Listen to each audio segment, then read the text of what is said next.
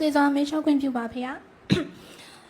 မွေးနေ့တောက်ကြတနင်္လာစံကေတာညံ့မပြုတ်ရဆိုတဲ့ရှေးလူကြီးရဲ့စကားကမှန်မှန်သလားဖေ။တချို့လူတွေက3ရက်လို့ပြောပြီးတချို့တွေကတောက်ကြနေမှာမွေးတဲ့သူတွေနဲ့ပဲဆိုင်တယ်လို့ပြောပါတယ်ဖေ။မြတ်စွာဘုရားကတောက်ကြနေမှာဖွားမြင်ပြီးတနင်္လာနေ့မှာစံပေတော်မူတာကြောင့်မို့လို့လူတွေကလိုက်မလောက်ကောင်းမှုလို့လည်းပြောကြပါတယ်ဖေ။ဘယ်ဟာမှန်မှန်တယ်လဲဖေ။ဘယ်ဟာမှမမှန်ဘူးနော်။ပတ်နေနံတွေကိုစွဲလန်းကြတဲ့ကမှားနေတာပဲနော်။နေနံတွေကိုအရေးကြီးခွင့်ကြလောက်တာဗုဒ္ဓဘာသာတွေနော်တော်တော်လေးကိုလွယ်တဲ့ကိစ္စ။ဒီနေနံတွေကဘာမှရေးကြီးခွင့်ကြလောက်စရာမလိုပါဘူးနော်။သင်္ကေတတစ်ခုသာဖြစ်တယ်နော်။နေစွဲလေးဆိုတဲ့တစ်ခုကဒါသင်္ကေတတစ်ခုပဲ။ဒီသင်္ကေတကြီးကိုအလေးနဲ့တိတ်ထားစရာတော့မလိုပါဘူး။အဲ့လိုခုနကလူမျိုးယူဆနေမှာဆိုဦးဇင်းတို့ဘုန်းကြီးတွေဘယ်လိုလုပ်မလဲဦးဇင်းတို့စာသင်တိုက်တဲ့ရိတ်တာတွေ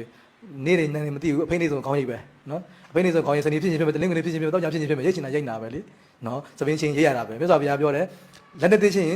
ခေါင်းရိပ်ရမှာပဲနော်သူကသူစနေတနေ့တွေပဲဖြစ်ချင်တဲ့နေ့ဖြစ်ပဲလက်နဲ့သိဆိုရင်ရိတ်ပဲနှစ်လားပြင်ရိတ်ပဲလေနှစ်လားထက်လည်းအကြာကြီးထားလို့မရဘူးနှစ်သက်ထက်လည်းခြေလို့မရအောင်အဲ့တော့ရက်စွဲတွေကအဓိကမဟုတ်ဘူးလို့နော်ကိုကျမ်းမာရေးနဲ့ကိုက်ရတဲ့ရာသီဥတုတာရတယ်ဆိုရိတ်ပေါ်ဖြတ်ပေါ်ညှက်ပေါ်နော်အဲ့တော့ကျမ်းမာရေးမကောင်းဘူးရာသီဥတုမကောင်းရင်တော့မညံ့မချမ်းနေပေါ့ဒါဖြားတတ်တယ်ပေါ့အဲ့တော့တချို့ကအဲ့ဒါနားမလဲတော့ကိုပဲနေမှာဘာလို့ဖြားသလိုလိုဘာလို့ထင်တာပေါ့နော်တကယ်တော့မဟုတ်ကိုကကိုအေးမိသွားတာပဲလေနော်